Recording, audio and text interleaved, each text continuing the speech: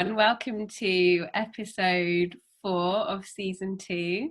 Today we're going to be talking about microaggressions, and our hosts for today are me and Mariam. And then we've got some really amazing guests with us today. So if everyone wants to introduce themselves, we'll start with Lorraine. Hi, my name is Lorraine Omeku. I'm a speech and language therapist. I work in the children and young people's service, so age 11 up to 25. And I work in mainstream and college learning disabilities. And I've done a little bit of corporate work before that. So I was a mature student. I'm Alysa. I'm a highly specialist SALT. I have my own independent practice called Communication Genie. We're still a baby company. We started in 2018, so we're still growing very, very slowly. We predominantly work with 16 to 25-year-olds in mainstream settings. And I mostly work with autism spectrum disorder and adults with learning disability, as well as my background is SEMH though. So working with the SEMH population as well. Hi, so my name is Ammeline and I'm a second-year PhD candidate at the University of Manchester. My research look at specifically Southeast Asian international students and their experiences with hate crime and microaggressions within campus and as well as in public. So I've been running a survey now for 3 months. And that's just a hate crime and microaggression survey. And I'll be subsequently getting participants for focus groups to talk more about their experiences. And the whole idea about this research is to frame their experiences within the concept of their cultural identity and their cultural differences and how they might experience or understand microaggressions or hate crimes differently. Being a student from Southeast Asia and how difficult or what the challenges and issues they have here as an international student. Thanks so much for joining us all today. We're really excited to have everyone. I was wondering if before we jump in and talk about our experiences, if Ammeline could tell us about what a microaggression is for those who don't know. I'm certainly no expert. Let me just preface this conversation with that. But if you look at, the literature and research has been offering up very, very different definitions of what microaggressions is. And some of them focuses on racial microaggressions, specifically against the Black community or the Asian American community.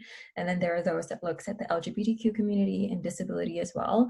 But at the crux of it, microaggressions is something that behaviors or comments that are insensitive, that can be seen as offensive, even though you don't know that you're necessarily saying something that can be interpreted as microaggressions. So for example, if someone comes up to, just for conversation, comes up to Lorraine and say like, well, where you really from? And she's like, well, I'm British, but like, where you really from though? That is a form of microaggression. Or like in terms of gender microaggressions, it can be like, oh, you're a very good speech therapist for a lady. It's like, what does that even mean? And I think it's quite difficult to actually sort of identify every time a microaggression happens to you, because sometimes people do it unintentionally. And the difficulty lies in the fact that how do you separate genuine curiosity to something that is, slightly offensive to just pure animosity? Because if someone asks you, where are you from? Maybe they're just curious. But for us, for me, even as an ethnic minority, it's a bit like, well, why do you feel the need to ask? So I think, at the end of it, the simple answer is that microaggressions are just comments and jokes and behaviors that are exclusionary and can hurt, and it can have a negative impact on your self-esteem and your self-worth if you experience it for a prolonged period of time. And that is something that we need to actually look at and pay attention to. What is everyone's experience of microaggressions in the workplace, or in Ammeline's case, her research as well as personal experiences of microaggressions? I think for me, sometimes it's a feeling. It's not always something that I can always say out loud, because I know that I feel something, and something wasn't quite right about what just happened or what is happening. And will I say it's always to do with race? No, I don't think so. But I do think that sometimes it plays a massive factor. I mean, it's not every day you see a Black speech and language therapist. I mean, you see us more, but we're still not common. And so I find, like, sometimes in schools, I know, like, I've been mistaken for the school nurse before. Maybe because there's more Black school nurses, I don't know. But I've been mistaken for the school nurse before. And it's interesting what you said, Ammeline, because I also sometimes think that it's not always verbal. Sometimes I just think it could be the non-verbal things, or just the way you're made to feel a little bit excluded, just a little bit not quite like you belong there. So, for example, I remember I was in a meeting, it was in a school, and one of the other people in the meeting was just addressing a lot of things to another therapist who was in the room. And even though I had things to say and I said what I needed to say, it just seemed as though, like, what I said wasn't valid, and it was always then redirected to that other white person in the room. And it was like, okay, fine, you know, but even though I was the one who was potentially going to deal with it. So I remember feeling like really just like wondering, like, what's going on? Like, I don't feel right about that. And what is it? And to be honest with you, I knew what the word microaggression was, but it wasn't something that I brought to the forefront of my mind, just because it's not always something, it's microaggression, isn't it? It's like, it's small. So it's something that is so subtle that you think that if you talk about it, you're making it big, and it's almost like, should I say it? Should I not say it? But I feel really bad. If I talk to someone, they might think it's all in my head. Should it be all in my head? Maybe it's all in my head. It's just all these different things you have running through your mind, but you just know that something doesn't feel right. So yeah, that's kind of a couple of my experiences. There's been a few others as well, but I'll kind of get to those. If I could just jump in as well, just to add on to what Lorraine said, I think you raised several good points. You know, like, it's not just behavior; it's the nonverbal cues as well. Something as simple as mistaking you for a low-grade worker, dismissing your cultural perspectives, dismissing your voice as a woman of color or a minority. Those are behaviors that, and you're right, Lauren, saying that, okay, is this something that I should raise? Am I, making a mountain out of a molehill, and if you share that with other people, are they going to understand it, or are they just going to say that, oh no, I just being oversensitive? And with what I have found so far with my survey responses is that a lot of Southeast Asians, the kind of microaggressions they get is jokes made about their nationality or ethnicity. So for example, a Thai student being said like, oh, you must be a lady boy, and or like, oh, do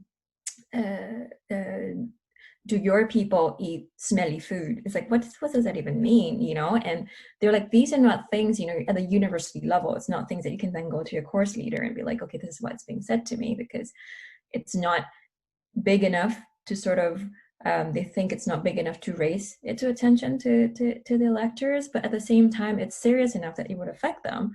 And having experienced that for multiple times throughout the academic year and not being able to then talk to someone about it, it sort of then makes them internalize whatever that was being told to them. And some of them is as simple as someone not wanting to sit next to them because they had a hijab on. People coming from Indonesia or Malaysia who are Muslim and they dress traditionally and no one wants to sit next to them. It's something as simple as that. And they're like, well, is it because purely of, by chance that person doesn't want to sit next to me? Or is it, they look at me and they look at the seat next to me and they don't want to sit next to me? What is this? So yeah, I think I do understand a lot about what Lauren was talking about. And I feel like it's learning and trying to be sensitive about the things we say, how we behave, and to be aware when that happens, so that, you know, we can clock it and be like, okay, this is not right, and then address it right there and then. Yeah, I mean, just to add to that, I'm thinking about, you know, there's such a large amount of experiences. You know, how do you pick the few to discuss today? And it shouldn't be that. We shouldn't have to think, actually, there are so many experiences that we could talk about. Let me pick 3 to talk about today. Why is it that we have so many experiences to choose from? I mean, I'm thinking back to being a student, and I remember being on placement, and I had 2 practice educators. One was absolutely lovely. One was really spiteful, but I couldn't quite put my finger on that spite. But there was definitely, and like you've just said, Lorraine, it's like an energy. It's like a wave. You feel it, you know it. It's only something that you feel in the pit of your stomach. And it's really hard to articulate to anyone what that is, because again, you could be seen as being overly sensitive or picking up on the wrong things, or maybe it's nothing to do with race. Maybe it's, so it was, you know, it was kind of portrayed that it was to do with my clinical skills, but she was always really rude. She would shout at me when no one was looking. And I never spoke up about it. You know, it took me years to speak up about it. And actually it was someone that knew this woman and said, I'm not surprised. But we internalize all of this stuff. We feel like we can't speak out, we can't speak up. And we become afraid that we are being sensitive. And then, you know, you feel demoralized. You feel like you're not on the right, you're not in the right place. Maybe you're not on the right course. Maybe this doesn't, you know, this isn't for you. And I think that's dangerous, because I think if you are gonna, you know, especially as a student, if you are a practice educator and you are taking on a student that is from the BAME community, you have a duty of care to show them maybe even additional respect, an additional, a kind of additional sense of belonging, because, you know, I have faced rejection on placement, and it's, and you know, it stays with you throughout your career, which is a real shame. So yeah. Yeah. I when you were talking, I was just thinking about the link with imposter syndrome. Yes. And I know that really early on in my career, I had that. And it's not to say that it was solely because of microaggressions, no, but I definitely do think that those kind of feelings that ignited in my body as a result of microaggressions then stimulated some kind of imposter syndrome in me. And that, I agree with you, Alysa, like it stays with you for a long time. You actually have to do the work in order to get rid of that. And that's something really difficult to talk about in supervision. Like, how do you bring up in supervision, I don't know if I'm supposed to be doing this? Like, where do you start to discuss these kind of things in supervision? Like, I absolutely love my job and I love where I work now. I have amazing colleagues, but it's something that I definitely experienced a little bit earlier on in my career. Not always as an NQT, but more sort of in the middle of my career. And yeah, I'm going to actually look up like the links between that and imposter syndrome, because I'm pretty sure there's something there. Yeah, and that's a good point as well, you know, like feeling that you don't belong because of these sustained little snites at your ability and your capability of doing well. And I have had one of the respondents from my survey, I remember this quite clearly because I was actually shocked. She was on her clinical attachment and her supervisor had actually asked her if she understood English. And you know, it was her first language, and so she felt, well, I'm doing a master's and I'm in clinical attachment. I'm a capable clinician. But her supervisor then sat her down and told her explicitly that she will not do well here because she does not understand the English culture, and therefore she will never be able to provide care for her patients adequately. And it really knocked the wind out of her, like out of a sail. And she said that, you know, it took her about a good 6 months to actually start believing that she's actually a good clinician and she can do this, and that the comment from the supervisor was just, you know, malicious. It's, you know, and she couldn't explain why, you know, he did that. And for me, I think it's so important, because from very, very little simple questions like, do you understand English? It's so rude, but at the same time, how do you balance that when you're dealing with an international student or someone with a different nationality, because it might not necessarily be their first language? And how do we phrase that question properly? And how do we then come across and say, like, with genuinity, and say, like, is it okay? You know, is this, do you understand? Do you have any trouble understanding me, perhaps? But for him to come out and say this, and for her to have experienced that as an international student, considering also the fees that she's paid to be here, it's just like an unwelcoming environment. And it's, yeah, it hurts, and it really takes away from your confidence. Yeah, and I think it's important to also take note of that. I do understand that microaggressions aren't always down to race. You can't always say it's about race. If I'm honest, I think sometimes it could be down to the fact that I'm a Black, young-looking woman. Sometimes it could just be that.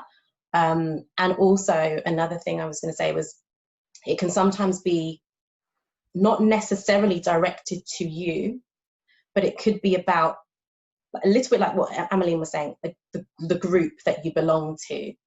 For example, there was a social event and we were doing a sort of social quiz. Someone had seen a Black person on the paper and said, and we were looking at kind of work, they were like, kind of, what was the task? You had to look at the pictures and make up a word, or make up the word or something like that. And someone saw a picture of a Black artist, didn't know who the artist was, like the musician was, and just said, blacksmith? So basically just kind of looked at a picture of a Black man on paper and thought the word would just be about his colour and what he looked like. I mean, I straight away felt, I giggled and I laughed, because I felt like socially that's what I should have done. And I'm in no way saying that this was somebody who meant to do it.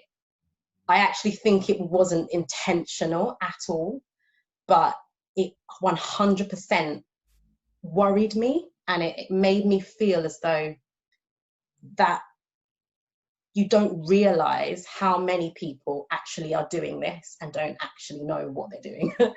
And so as a result of that, so many people could be hurt by that and are walking around not saying anything, and are working with these colleagues day to day to day, knowing that this has happened. And for me, I did feel like it was something that I didn't want to bring up, because I talked myself out of how it made me feel as well. I was like, no, it's fine, it should be fine, it's fine, it's fine. But then something else in my head was saying, it's actually not fine. It's actually not fine to look at somebody and pinpoint their colour as a label, you know. Yes, I'm Black and I realise I am, but actually, if you don't know the person, you don't know the person. Like, if I don't know who a white person is, or a Japanese or a Chinese or an Asian person is on paper, I would never label their culture, or what I think their culture is, or where their race is, and use it in a game. So that shocked me, but I don't actually think it was intentional. But I do think it was a microaggression, because microaggressions by definition could be intentional or unintentional. So yeah, it's something I thought that I would discuss here today, because I don't know if this has happened to anybody else in a social setting. Another thing is kind of like being in, if you're having a social event, and social events happen to be in a pub all the time. I mean, some people don't go to pubs for religious reasons. Some people then can never get involved in those things. And I think it's just a little bit unfair. And it's some of these things people don't realise. And also people don't always, because you're supposed to look a certain way to not go to a pub, people don't realise that there's actually more people that don't go to the pub than they might think. So you don't have to be wearing a hijab to not drink, you know, but I feel like it's non-inclusive sometimes. And that is actually a microaggression, which a lot of people don't know. Yeah, and certainly for the LGBTQ as well, there are microaggressions. There are like measures of microaggressions for that. And one of the measurements is when people say, "Can you stop acting so gay?" And it's like, what does that even mean? You know, or oh, you don't look gay, or you don't look butch, or you know, when someone is being homophobic to someone of an LGBT within the LGBTQ community, they're like, "Oh no, you're just overthinking this. You're just being oversensitive." Just things like that. Or I've had people who have said that their friends stopped talking to them after they found out that, you know, they identify as lesbian or gay or bisexual, and that is hurtful.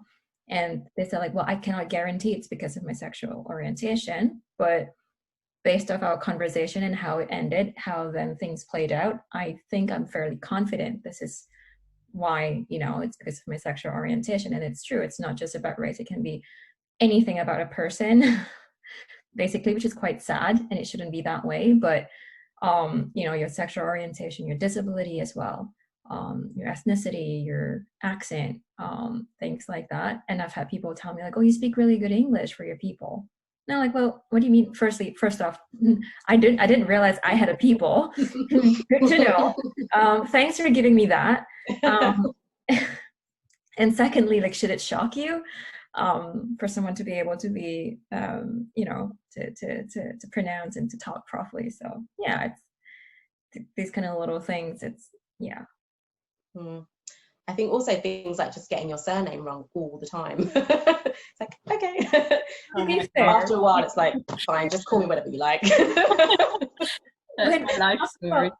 When we talk about this on the subject of surnames, right? So ironically, my experience, I went on the Real Cards website to try and get a Real card, and obviously my surname is Wang, and Wang means different in like an English context. Apparently, it's rude. It's a rude word for, you know, and so the system won't let me type it in because it's a forbidden word, and the system doesn't recognize my surname. So I had to call in, and the person was like, "Oh, another one of those surnames," and I was like, well, I'm sorry, I have my surname. Like I can't help it, you know, it's my family name. And it's sort of offensive as well, because for me, at the end of the day, in the Asian culture, your family names, as with anyone, you know, your family name means a lot to you. It's your identity almost, you know, and for someone to go like, "Oh yeah, it's one of those problematic ones," it's like, well, thanks. Thanks for making me feel better.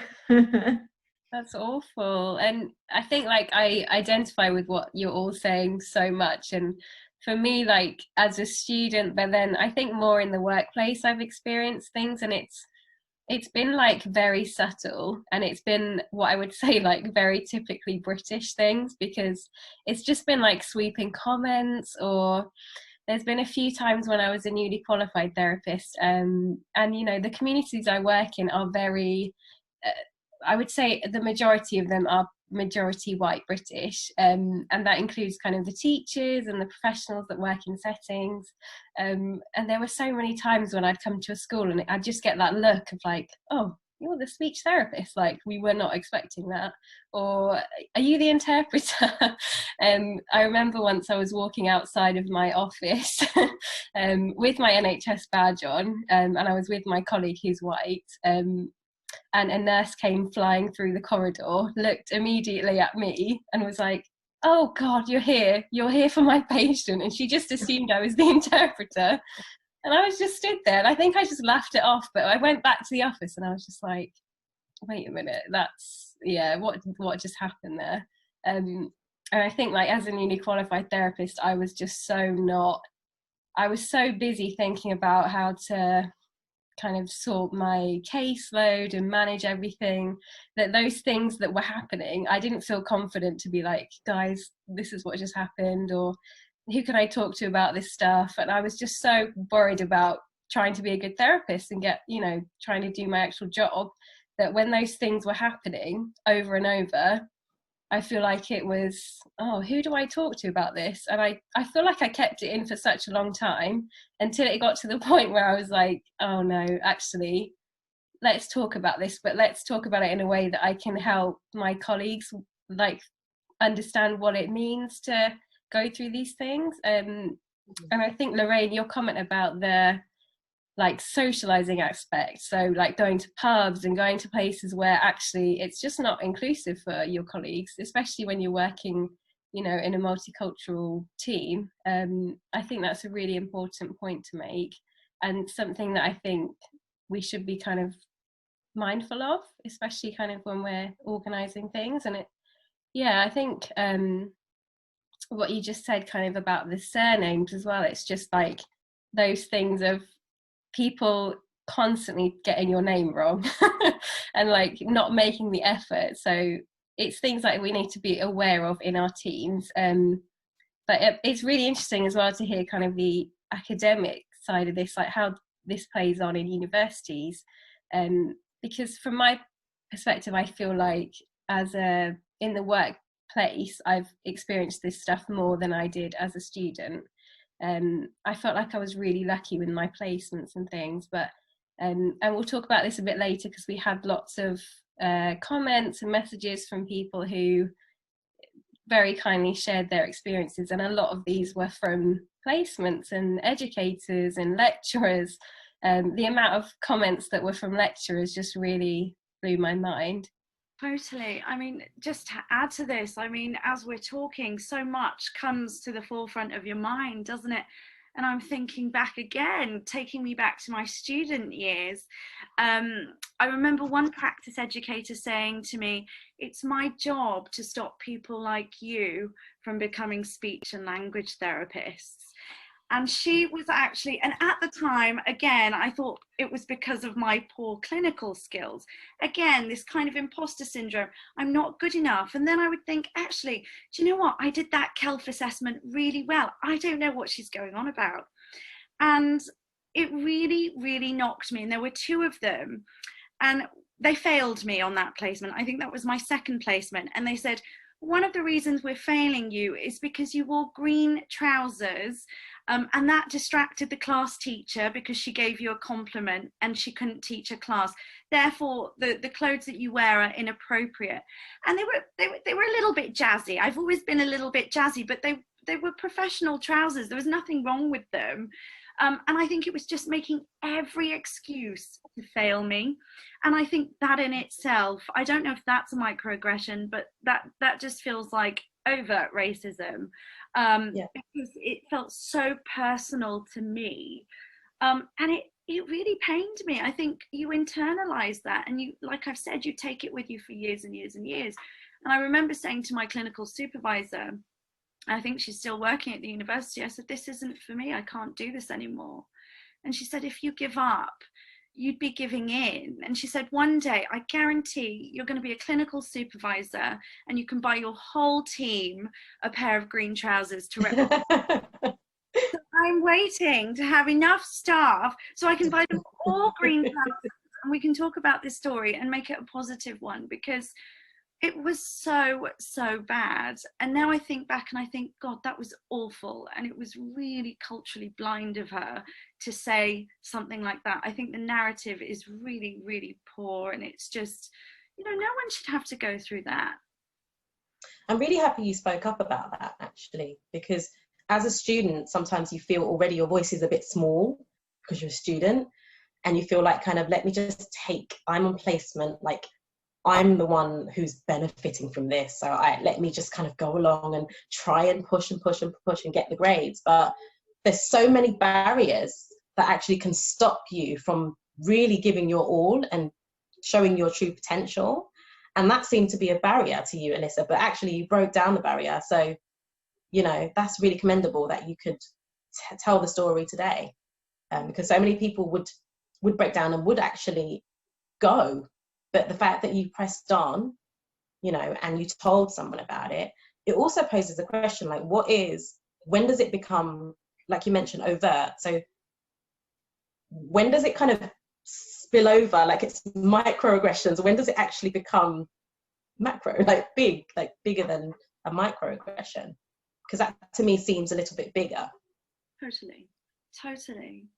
We had loads and loads of responses, and thank you everyone that felt comfortable to share these things with us. It was very sad to read through all these, but again, thank you for kind of sharing with us.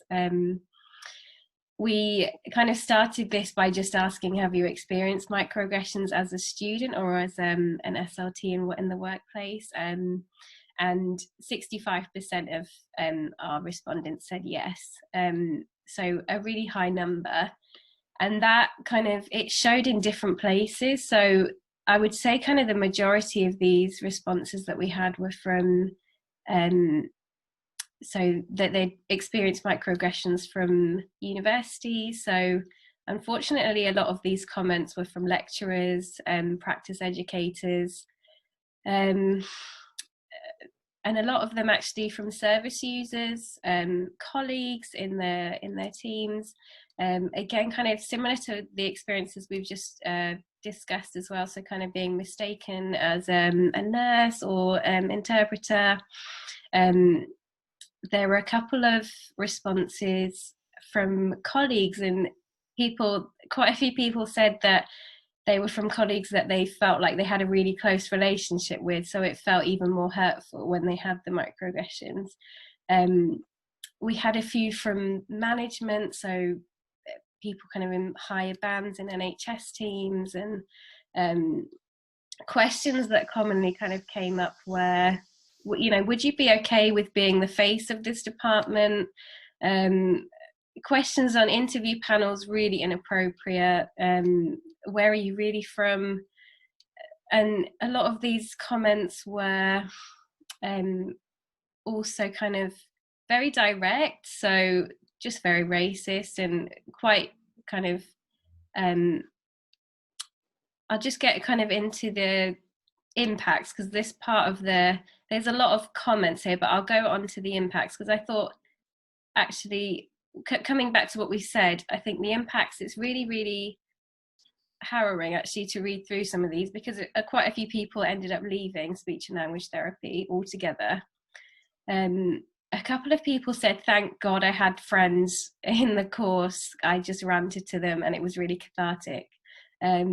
People said that they had their family and friends as their support network, but they couldn't confide in anyone at work, because they don't work with people that maybe would understand these experiences, or that they felt like they could open up to. A couple of people who had these experiences from their lecturers, they said that they just really had awkward interactions for the rest of the course. And a couple of people had reported these, but felt like it was never taken any further. Another really reoccurring theme in this is that it seems to really impact on people's confidence as a clinician, outside of that, just personally. And a couple of people said it knocked my confidence, I didn't want to go back to placement. A couple of people said that the service users making comments was really crushing for my confidence, it took me a while to speak up. Some people felt really, really anxious to return to their university or their workplace. And again, like this questioning of, is this the right career for me? Am I in the right place? You know, who do I speak to about this? There was, I think, kind of, we asked about any other comments as part of this. There were some really interesting comments here, and thank you everyone. Obviously, it was really kind of you guys to let us read these out today. A couple of people said that I would have left my job a while ago because I couldn't tell anyone about a bad experience with a manager. I managed to leave this trust, so I'm still in the profession, but I'm just with another team and I feel a lot better now. A couple of people raised the importance of the training around this and just discussion in, you know, team meetings and in that supervision time, and how important it is for practice educators. Like, it keeps coming back to those awful placement experiences and how much that really impacts students on an emotional level, and self-esteem and confidence around, you know, questioning if they're a good clinician or not. There were a couple of things as well that I found really interesting. So things about Zoom etiquette that needs to kind of be culturally sensitive, and Things about having cameras off is not always about not participating, but sometimes about respecting other cultures and family members. A couple of people, this comes back to something we've talked about quite a lot in our episodes about representation. A couple of people said that they were asked to appear in like course promo videos, or like with our SLTea, and they feel like they were asked just to appear in these because of their colour. And there was like this thing of, I know that representation is important and it could attract more people of colour into the field, but I just feel really uncomfortable, and I know that you've only asked me to come onto this because of the way I look. There were, I think, just kind of to end this, there were a lot of things, like I think like you were both saying, Lorraine and Alysa, about kind of when you're a student on placement, there's this imbalance of power, and it means that you might you might often kind of put up with a lot more than is right. Constant kind of, that somebody said there were constant remarks from one of my practice educators about my clothing. Because I was Muslim, they were making comments about arranged or forced marriages, and I felt like I couldn't say anything. And this was a month-long placement, and I never, even when I graduated, I never raised this again. So there's loads of reoccurring themes here, and I think a lot of this really shows us how impactful these things are, even if it is just a comment here or there. There's long-lasting effects there. So yeah, really, really interesting. I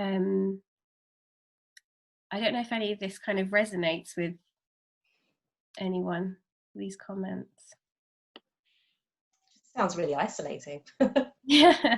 When you kind of read that out and think, oh wow, like a couple of those things have happened to me. Like it's almost like you're watching it as you're saying it. I'm watching those things happening. It's really, really isolating. It's really isolating. I feel the same. It's uncomfortable to hear, because you know, we are almost brothers and sisters in this profession, aren't we? We need to look out for each other.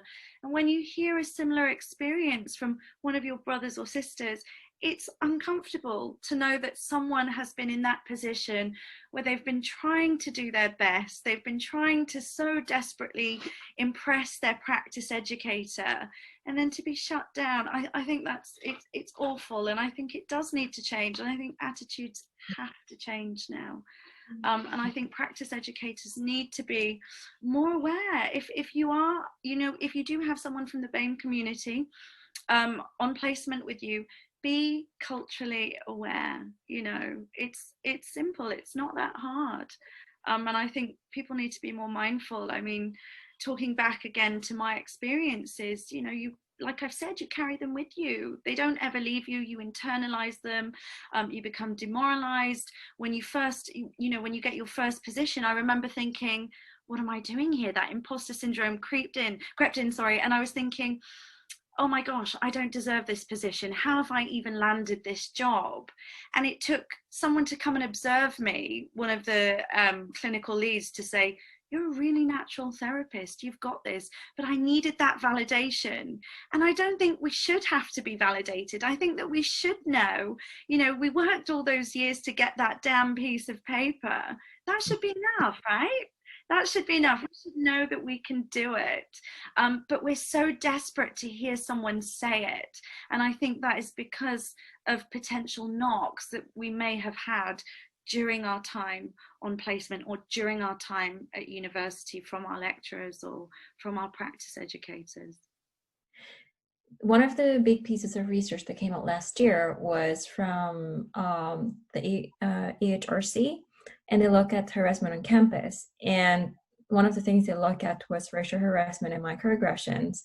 And they found that, you know, out of the 585 or 590 students that they had the survey with, 2/3 of them said they have had experiences with microaggressions, and mostly on campus within their peer group, and as well as with their lecturers. And even for staff as well, you know, the staff also experienced microaggressions. For example, a lecturer was mistaken for being the janitor. Not that being a janitor is anything less of, but it's because of his color that is assumed that by his peers, you know, people who work with him, that he was a janitor. And I think these stories are common, and it's come to, I think a part of the problem is because we face it so much every day, and not all the experiences are obvious. And, you know, it's not like we have this sign that lights up every time someone, you know, says something insensitive and it's a microaggression, and then it's like bing, bing, bing, a microaggression, you know, and then we can't do anything about it. And I think because it's become so common that people just go, oh, it's just a joke, it's banter, you know, if you cannot take banter, then maybe you should just shut up and go home. Things like that. And on campus, it's toxic as well, because not only, especially in the UK, you have the class system, but also you have the North-South divide, and obviously things that have been coming out of Durham University.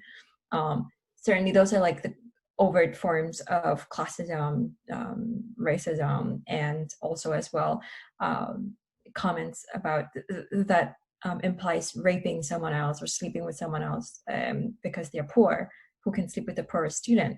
That in itself, it's harmful, and it sort of escalates, because as universities, where do you start? How do you tell 20-year-olds or 30-year-olds that, oh, it's not okay to make fun of someone else's accent, it's not okay to make assumptions about someone because of their gender, because of their ethnicity, because of their sexual orientation, because these are the things that universities assume that you would be sort of mature enough to understand.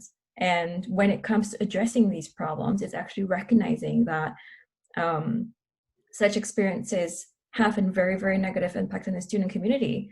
And people won't be able to speak out, because if you go to a lecture, I mean, you know, you have a supervision session and they say something that is offensive and it's insensitive, who do you then go to, right? Do you go to someone else also within the faculty? Would it make you think that, well, they won't be able to help us because already a member of staff has spoken to me this way? How can another member of staff possibly understand? And to be able to, the point about being culturally sensitive as well, you know, being aware that in some cultures, the way the behaviors and the way they speak, it's not because of them, it's just, you know, how they are. This is part of their culture, and we need to respect that and be sensitive. Most of the, I mean, I have had close to 100 survey responses now. Not a lot. I mean, I'm looking to get more responses, obviously, but most of it, the negative impact really is they stop believing that they're, you know, good at what they do. They lose the motivation to then go to class. They lose the motivation to make friends. They isolate themselves in their dorms or in their houses, because they're afraid that every interaction is, you know, it's going to be worse than the last. And that's a sad way to be, because especially for me, like the angle is international students, you know, you come 10,000 miles away from home and already you feel alone. And then add on it, you know, the stresses of adapting and, you know, countering and being alert and handling these sort of daily snipes at your ability. It's just taxing, and it's, yeah, it's no wonder that most of them feel really, really dejected and they just want to give up.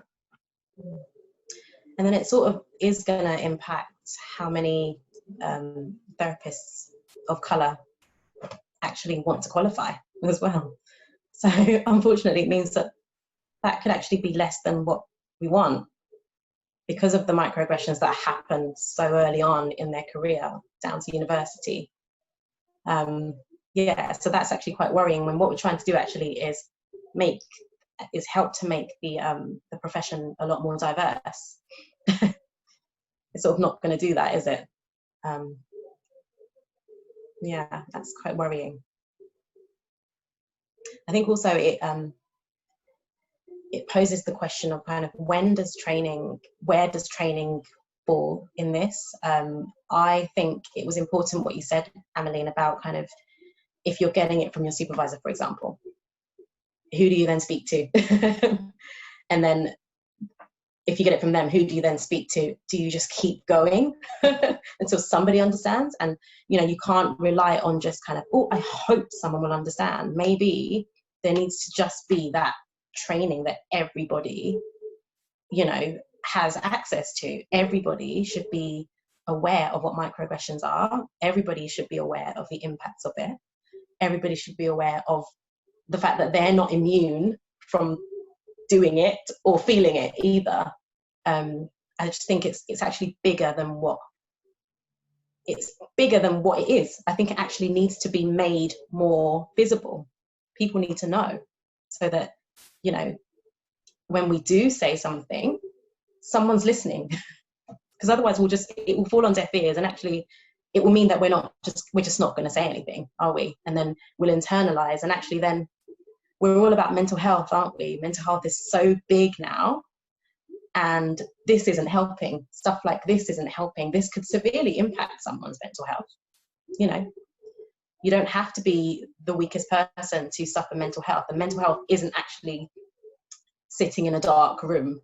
You know, mental health can actually hit you in lots of different ways. And we've talked a lot about imposter syndrome, and that, to me, I mean, I don't know much about what imposter syndrome really is, but to me, it definitely is something to do with your mental. Definitely. So yeah, something needs to change, I think, and really quickly.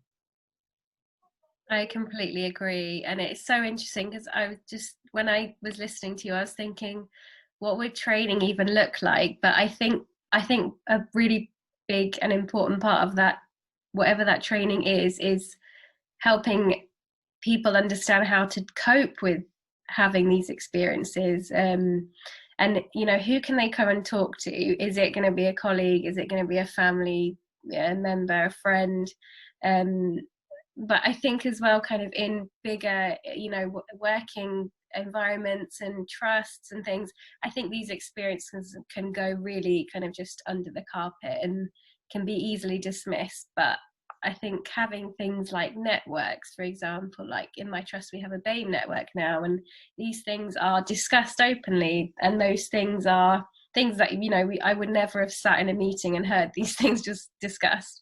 But I think I completely agree, and I think training needs to focus on helping people cope with things. And as sad as that sounds, like we shouldn't have to get used to that, but also I think that these things are going to happen, and how do we deal with these things? How do we report things? Like, is there a policy in place for people to be able to go and report something like this? I would never have been told on a placement that if something like that had happened to me, I would not have been told this is where you go and report this to. And if that would have happened to me on placement, I wouldn't have felt comfortable probably to go and tell, I don't know, someone in the university. So I'd just be like, I'm just trying to get through my placement and get through this and like keep my sanity. So yeah, no, completely agree with what you're saying. I think what you said to her, Sahara, about the BAME networks and things like that is a really good place to start.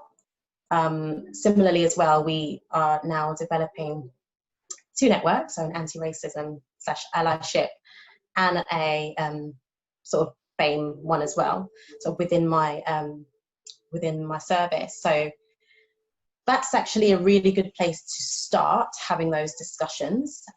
It's allowing us just the forum to be able to recognize it and to say, this isn't something now that has to be micro. You know, we can actually talk about it and it's okay to talk about it and discuss it. I guess the next stage now is thinking about the avenues for when that does happen, exactly like you said, Sahar, like when that does happen, how do we then deal with it? You know, where do we go? How do we cope with it? Because just like anything, if there's anything we complain about, it should, or report, it should be dealt with, including this, really. And that, I guess my question is with that also is, what happens then if it's a microaggression that is unintentional and you actually know that it's coming from an unintentional place? Like, where do we go with that? I think, do we report the same? to going back on your point of having a conversation, right? Like if we know that that person unintentionally said something insensitive, I think it should be fair that we can then tell them and point out right there and then that, hey, you know, you might perhaps want to rethink this or rephrase this, or not, maybe not say this in future, because this is how it comes across to me, and explain how that came across. And if that person is willing to have that conversation, that's when the change starts to happen. Then he or she might think, oh, right, okay, this is how it might sound to someone else if I say it this way. Like, for example, you know, oh, you're such a great therapist for a girl, or like for a Black girl. You know, like, okay, maybe they're applauding your ability to fight through systemic racism and all the troubles that you have had getting to where you are. But what came out is, oh my God, you're so Black, you're so smart even though you're Black, you know? And to be able to have that kind of honest conversation in a very calm and organized manner. No one's going to take offense. It's okay to make mistakes because we know it's unintentional, but please be mindful going forward. This is not, you know, how you should phrase things in the future. And I think that's where conversation is really important, like honest conversations. Yeah, I completely agree with you. And I think also being willing to, understanding that those conversations could pop up at any time, and not taking it as an attack, because that in itself could be something that hinders you. Like, I know, you know, stereotypes are there, and I wouldn't want to be the aggressive Black girl that says something to upset someone.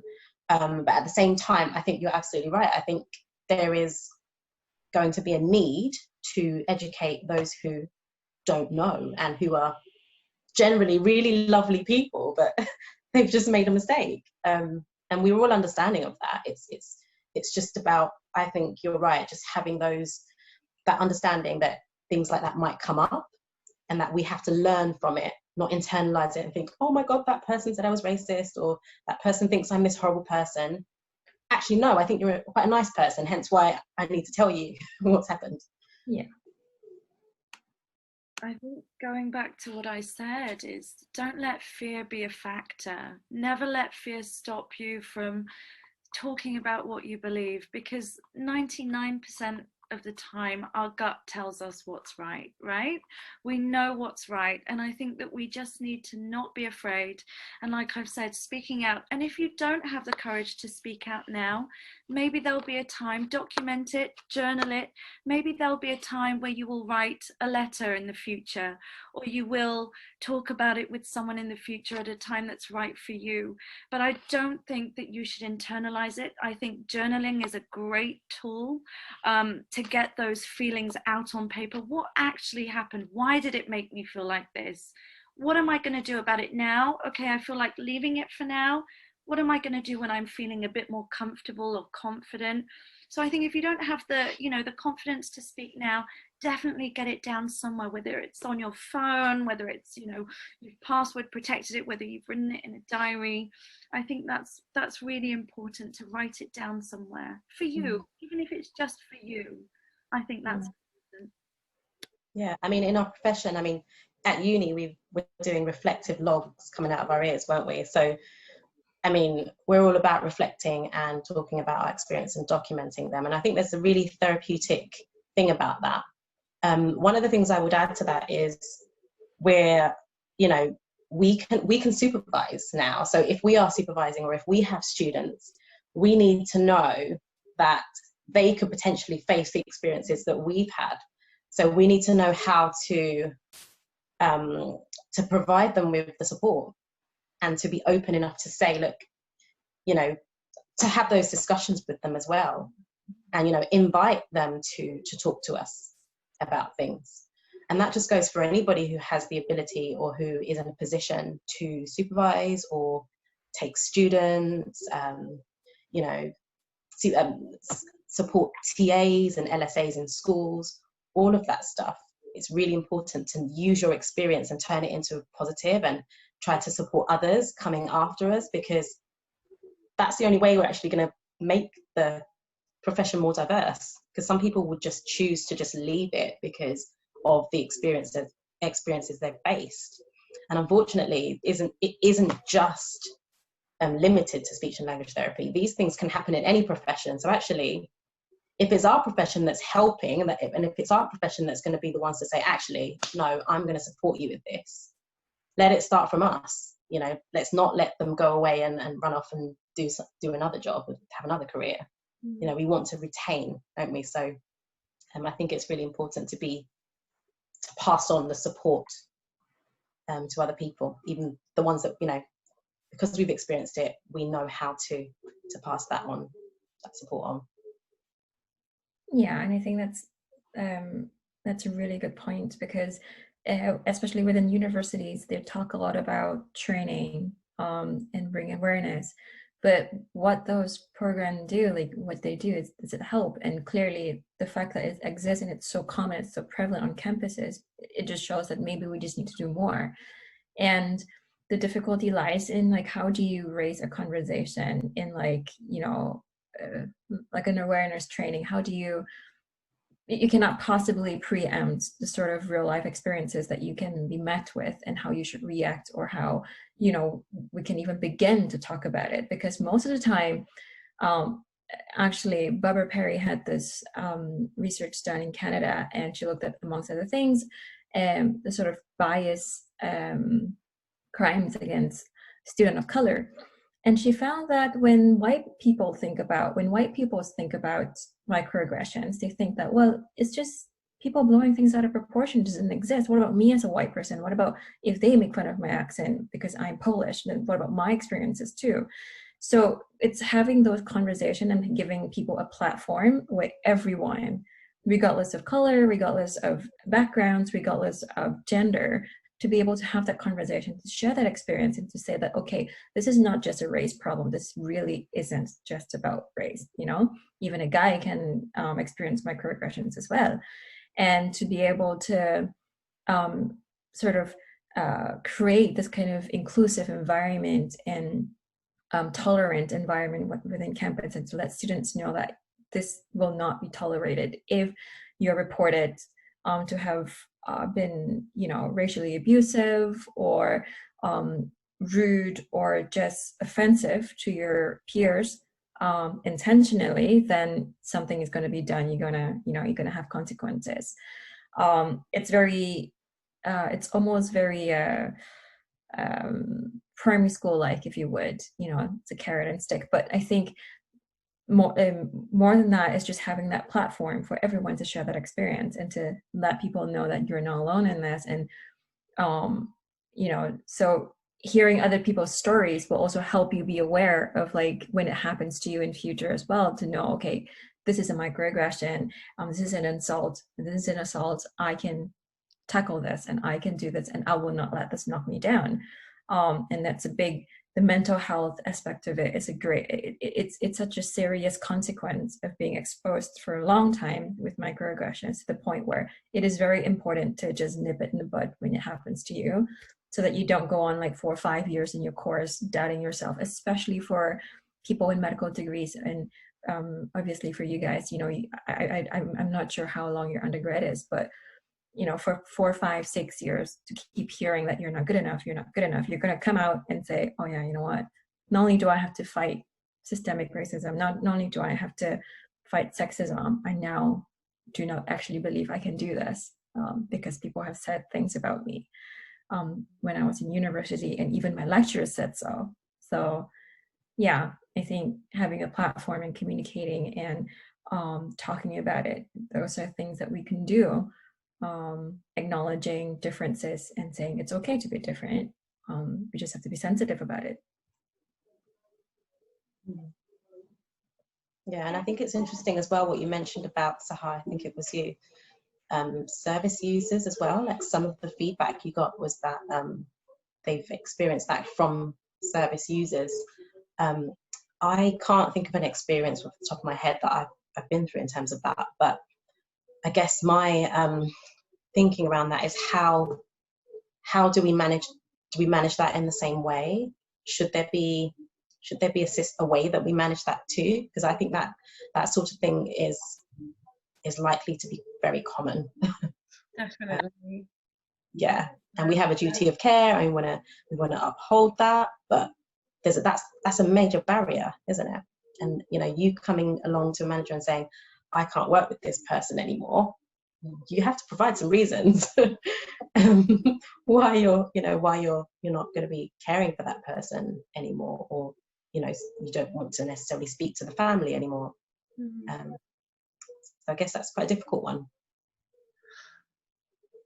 I think it's definitely valid to talk about that. You know, if you are working with a family, or you're working with a client, or the parent of a client that is making you feel utter, and I have been in that situation where I have worked with parents that week in, week out have made me feel so uncomfortable that it is detracting from the quality of the therapy that I'm delivering, because I'm so worked up before the session because I'm having to work alongside mum, dad and child, that I'm thinking, actually, this is no good for you and it's no good for me.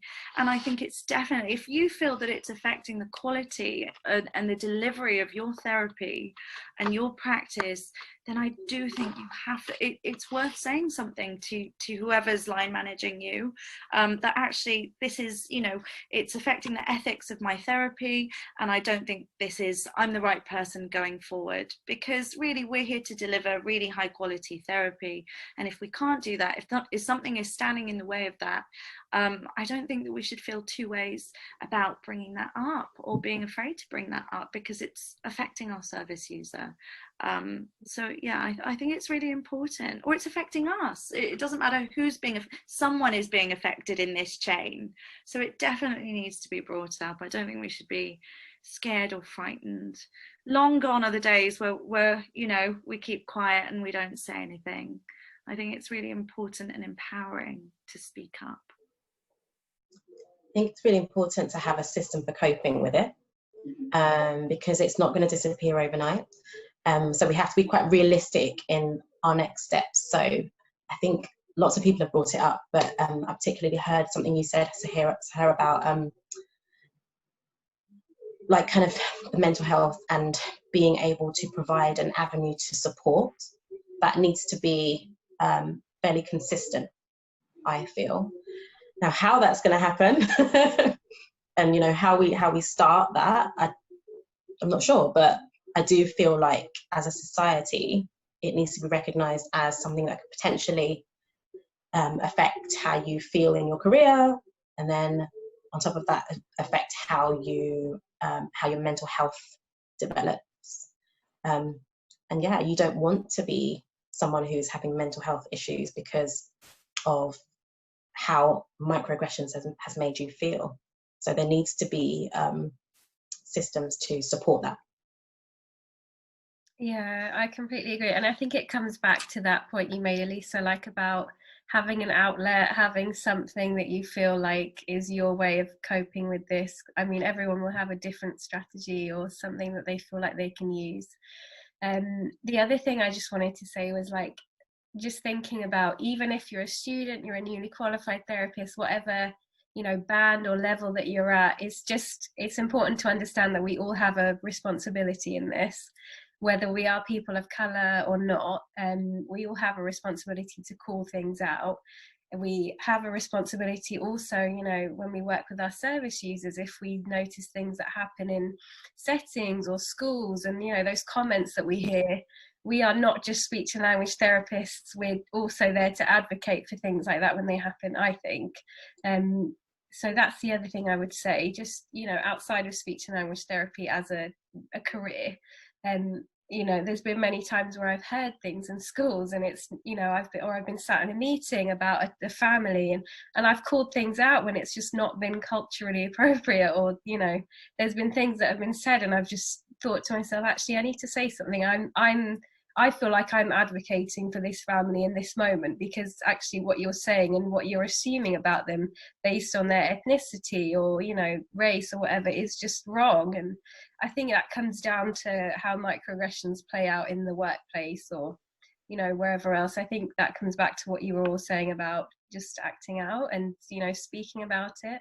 And yeah, finding kind of an outlet that you feel would support you in that. I know I've definitely mentioned this actually in some work discussions as well. Similarly to what you said, it's important in schools to question things. Don't just accept that a teacher or someone has said that, oh, he's just really badly behaved or she's just really poorly behaved. Notice that and question it. Why? What evidence do you have that they're poorly behaved? What's going on? Like, dig deeper, because sometimes things do come from those biases and do come from microaggressions and, you know, kind of really unfair judgment, actually. So I agree with you. Our job isn't just to provide excellent therapy. It is, but not just to provide that, but it is also to be an advocate when we need to for people that maybe don't have the voice at the time. And that is our service users, isn't it? It's our young people. So we have to consistently be thinking about that all the time. So challenging other people and challenging ourselves constantly. Thank you all so much for joining us on today's episode. I guess that's a good place to end today's episode, all about microaggressions, and we discussed lots of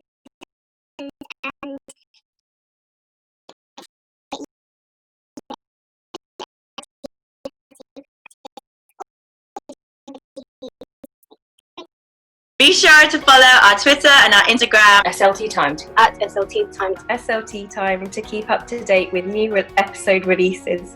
and that's the SLT for today.